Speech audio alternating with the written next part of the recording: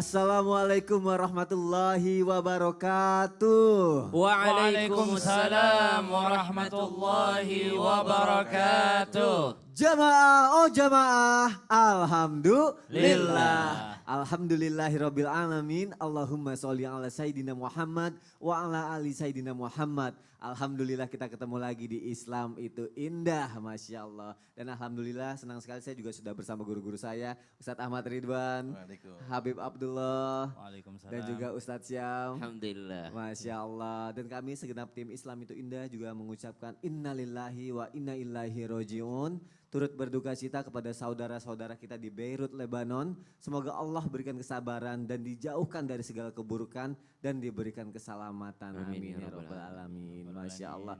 Jamaah, sebelum kita mulai pelajaran hari ini, nih aku mau kasih lihat dulu nih tayangan yang viral berikut ini. Masya Allah. Ini mengenai harga emas naik, warga mendulang emas di sungai. Langsung aja kita lihat tayangannya. Silakan. Para pendulang ini sudah berada di lokasi penambangan emas di Sungai Tajum, Desa Dharma Kradenan, Banyumas, Jawa Tengah sejak pagi. Mereka adalah warga desa setempat yang bermukim di sepanjang bantaran Sungai Tajum yang selama ini kehilangan pekerjaan sejak wabah COVID-19 melanda. Dengan menggunakan alat sederhana seperti loyang, alat pendulang, dan garpu tanah, mereka mulai berburu emas.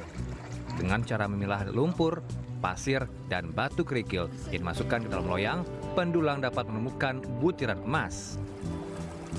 Warga berharap harga emas terus meroket sehingga mendulang emas bisa menjadi pengganti pekerjaan harian yang tidak bisa dilakukan di tengah pandemi. Ya lumayan sih, semenjak ada COVID daripada nganggur dengan cari emas. Nggak ada pekerjaan ya? Nggak ada, karena kalau lagi ada COVID nggak ada pekerjaan, susah cari kerja. Ya selama itu ada COVID-19 daripada kita bengong di rumah, ya lumayan lah dapat penghasilan. Dalam sehari biasanya warga membawa pulang 3 hingga 5 gram emas. Emas itu kemudian dijual kepada pengepul dengan harga Rp520.000 per gram. Masya Allah, katanya daripada nganggur kondisi seperti sekarang ini nggak ada kerjaan, mendingan nyari lagi emas deh biar dapat kerjaan, dapat uang juga karena harga emas lagi naik di situ katanya jamaah. Tapi ngomong-ngomong masalah mencari emas, mencari rezeki kan itu berhubungan juga dengan dunia juga ya. Ada orang yang mati-matian mengejar dunia, jamaah yang ada di rumah sampai akhirnya wah kemana-mana aku cari kerja keras sebagai kuda apa segala macam, tapi ternyata hasilnya tidak sesuai apa yang diharapkan. Akhirnya ngedumel, marah atau mengeluh. Nah, pengen tahu gak nih jamaah yang ada di rumah gimana caranya biar rezeki datang berlimpah, Masya Allah, berkah, terus caranya mudah banget. Hari ini akan kita pelajari ya. Kalau gitu sesuai dengan tema kita, ku kejar akhirat, dunia ku dapat, Masya Allah. Benar seperti itu gak sih Habib Abdullah, ku kejar akhirat, dunia ku dapat? Mudah-mudahan. Mudah-mudahan. Termasuk yang nonton juga. Termasuk yang nonton juga. Baik jamaah, kita mulai tausiah kita hari ini. Tapi sebelumnya ada yang mau aku tanyain dulu ke Habib Abdullah. Habib, aku pernah baca gini Bib. Hadis katanya barang siapa yang menjadikan dunia tujuan utamanya, maka Allah akan mencerai beraikan urusannya dan menjadikan kemiskinan. Waduh. Tapi sebagian orang ya Bib ya dalam dunia nyata ya ada orang yang kerja keras, semangat, fokus, ulet, malah sukses, malah kaya. Tambah kaya malah. Tambah kaya. Nah aku jadi pengen tahu nih apa sih rahasia dan maksud lain di hadis ini Habib. Baik. Silakan Habib Abdullah. Baik. Mohon izin Ustadz Ahmad Ridwan, mohon izin Ustadz Syam. Dan para pemirsa, Assalamualaikum warahmatullahi wabarakatuh. Waalaikumsalam warahmatullahi wabarakatuh. Alhamdulillah, alhamdulillah ala ni'amihil mutawatirah. Allahumma salli wa sallim ala sayyidina wa maulana Muhammadin. Salatan yattasilu biha ruhul musalli alaihi bih wa ala alihi wa sahbihi wa alaina ma'ahum wa fihim birahmatika ya arhamar rahimin. Nah, ini hadis luar biasa, mudah-mudahan kita dijadikan orang-orang yang selalu menjaga dan menghafal hadisnya baginda Nabi Muhammad sallallahu alaihi wasallam. Yang mana hadis ini juga dituliskan oleh Al-Imam Ahmad di dalam kitab Musnad. Yang mana kalau boleh saya sampaikan lafadznya man kanatid dunya hammah farragallahu alaihi amrah. Barang siapa yang mana dunia menjadi tujuannya, menjadi targetnya, maka Allah Subhanahu wa taala akan mencerai beraikan. Allah akan merapuhkan urusannya tersebut. Terus ada terusannya nih. Wa ja'ala faqrahu baina ainih.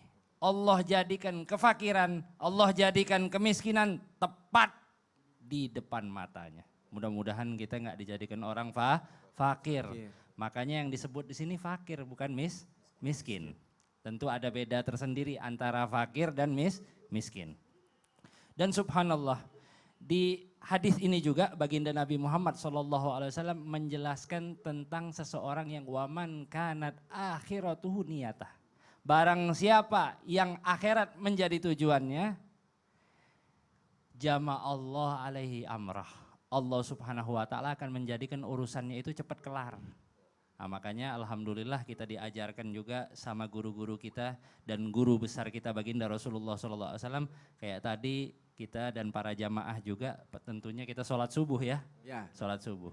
Pasti dalam niat sholat kita usolli fardhu subhi rakaat ini mustaqbilal kiblati lillahi ta'ala. Bahkan kalau kita sebelum sholat juga ada yang namanya wudu. Wudu pun niatnya lillahi ta'ala. Segala sesuatu yang disandarkan kepada Allah Subhanahu wa taala bakin wastagar wartafa.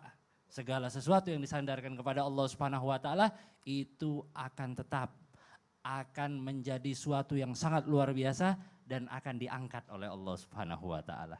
Nah, kita walaupun kerja, walaupun bisnis, walaupun jualan, walaupun aktivitas apapun yang kita lakukan, tapi ketika niat kita untuk akhirat, niat kita karena Allah Subhanahu wa taala akan menjadi sangat luar biasa. Niatnya karena Allah ya Bib. Naam. Tapi berarti ada juga yang begini Bib, aku pernah denger ya, Silakan. Muslim itu harus kaya loh. Soalnya kalau misalnya kaya kan bisa sedekah lebih banyak, bisa Naam. naik haji, bisa bantu lebih banyak lagi. Nah itu gimana kalau gitu Bib? Naam. Kan kayaknya di dunia dulu nih. Betul, betul. Makanya di sini Muslim itu kaya dan juga kaya hati. Kaya dan juga kaya hati. Kaya dan juga kaya Hati. hati. Nah kita doakan mudah-mudahan yang nonton juga Islam itu indah. Allah jadikan orang-orang kaya, kaya hartanya dan juga kaya hatinya. Amin, ya amin ya Rabbal Rabbal Alamin. Masya Allah, jazakallah khair Habib. Semoga jamaah ini baru bridging nih, baru awal nih, belum apa-apa udah disebutkan juga nih. Kita semoga bisa kaya harta, kaya hati juga. Gimana caranya biar bisa kaya harta dan kaya hati, kita pelajari pagi hari ini, Masya Allah. Sebelumnya kita mau dengerin dulu nih, tadinya kita mau dengerin dulu nih tausiah dari Ustadz Ahmad Ridwan. Tapi sebelumnya ada tayangan yang mau aku kasih lihat untuk jamaah yang ada di rumah nih. Ini viral nih, video aliran menyimpang di Bawean Gresik. Sholat menghadap ke timur. Aduh. Langsung aja kita lihat tayangannya jamaah, silakan. Dikutip dari surya.co.id, insiden tersebut diduga terjadi di Desa Batu Sendi, Kecamatan Sangkapura, Pulau Bawean. Kelompok tersebut dipimpin oleh seorang pria bernama Marhawi, 46 tahun. Video yang diunggah oleh akun Facebook grup media Bawean tersebut diduga merupakan aliran menyimpang. Saat dikonfirmasi pihak Kepala Desa Lebak Fadal bersama Ketua MUI Kecamatan Sangkapura juga turut memberikan klarifikasi. Saat melakukan pertemuan, Marhawi juga mengakui adanya ajaran yang menyimpang. Salah satu contohnya adalah datangnya wahyu yang langsung kepada Marhawi.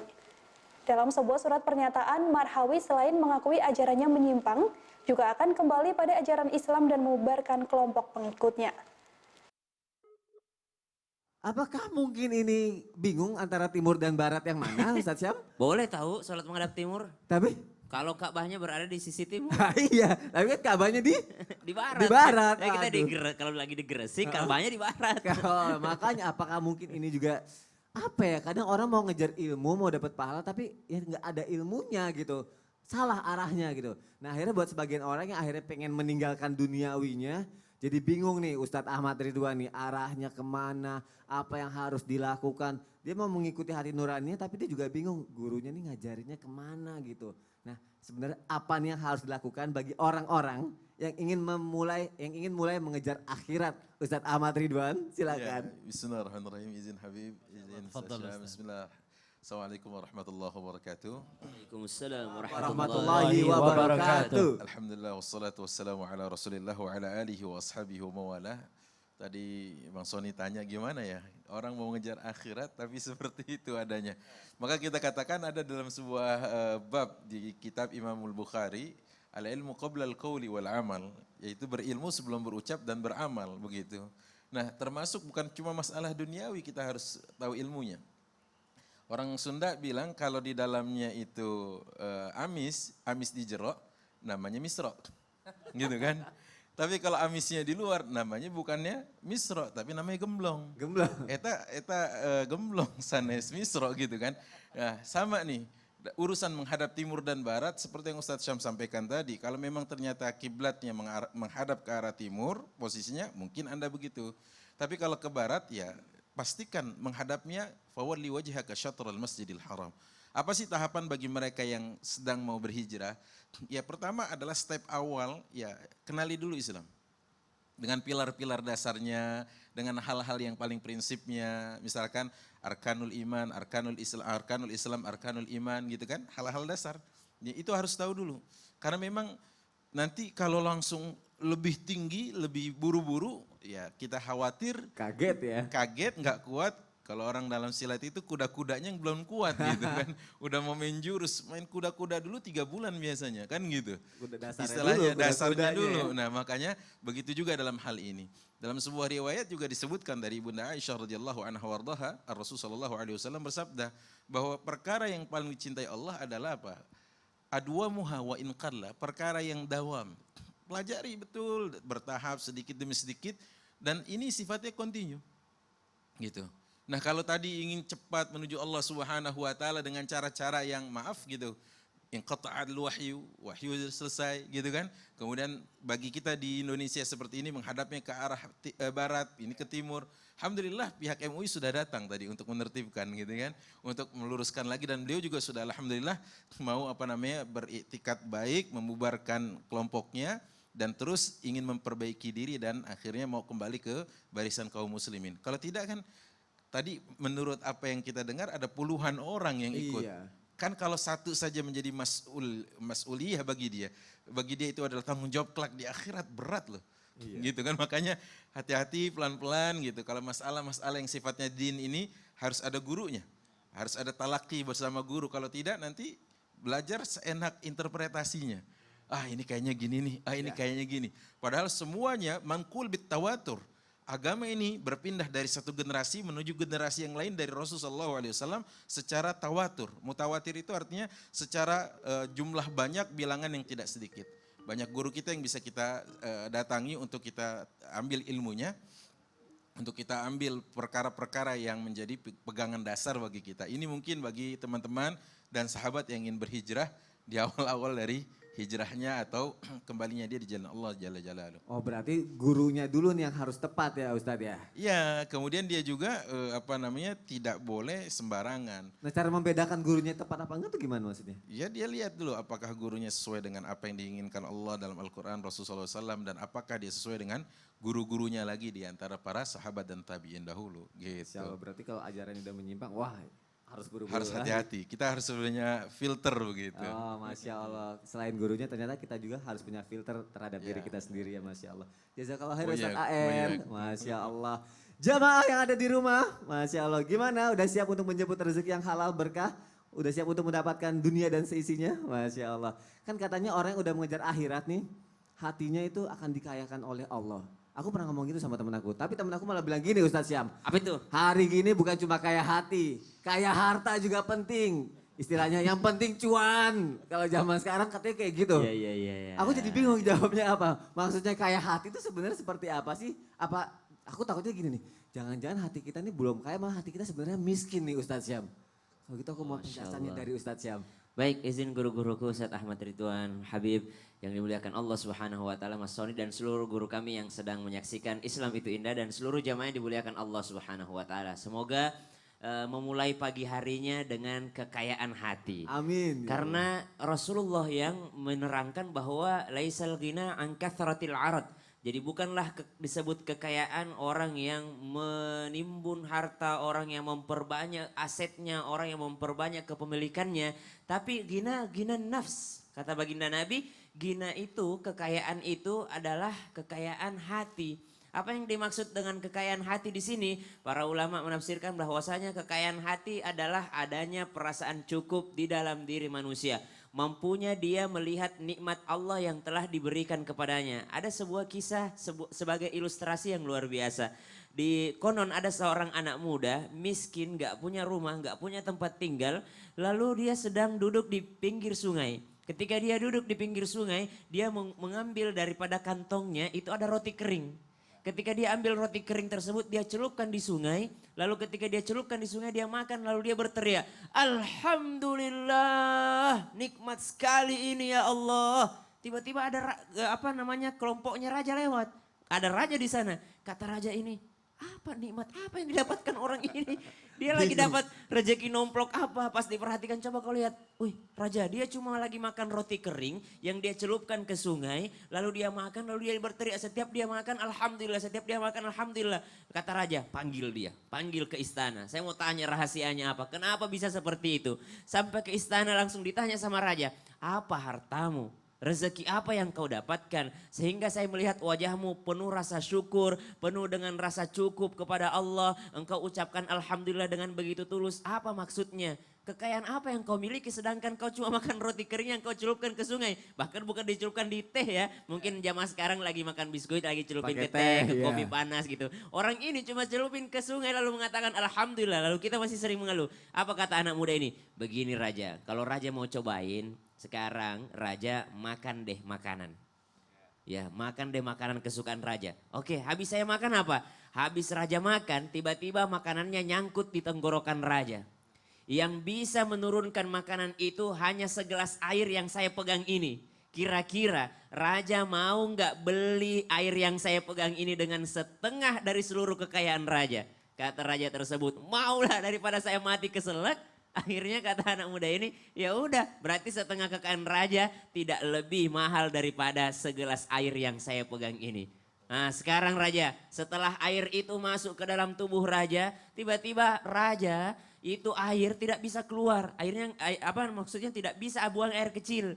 Satu-satunya cara yaitu raja harus membeli lagi dari setengah kekayaan raja yang sudah habis setengahnya tadi dengan satu gelas air lagi yang saya pegang. Berarti raja kekayaannya tidak lebih daripada segelas air yang saya pegang. Satu gelasnya untuk menurunkan makanan, satu gelasnya lagi untuk yang namanya mengeluarkan kotoran yang telah raja makan tadi. Jadi itulah kekayaan hati. Orang yang mampu melihat nikmat-nikmat Allah. Ternyata hartanya, istananya menangis. Raja ini mengatakan, harta saya, istana saya, makanan saya, tempat tidur saya yang dilapisi emas. Itu tidak ada apa-apanya dibandingkan kekayaan hatinya anak muda ini. Dengan roti kering dia mengatakan ini adalah nikmat yang luar biasa. Bayangin roti ini masuk lalu tidak bisa turun dari tenggorokan. Gimana kita? Ini Allah semua yang mengaturnya. Maka ghina anin nafs. Maksudnya ghina nafs atau kekayaan hati. Ada rasa qanaah, rasa merasa cukup. Memulai hari dengan bersyukur kepada Allah. Alhamdulillahilladzi ahyana ba'dama amatana. Sejatinya mukmin begitu.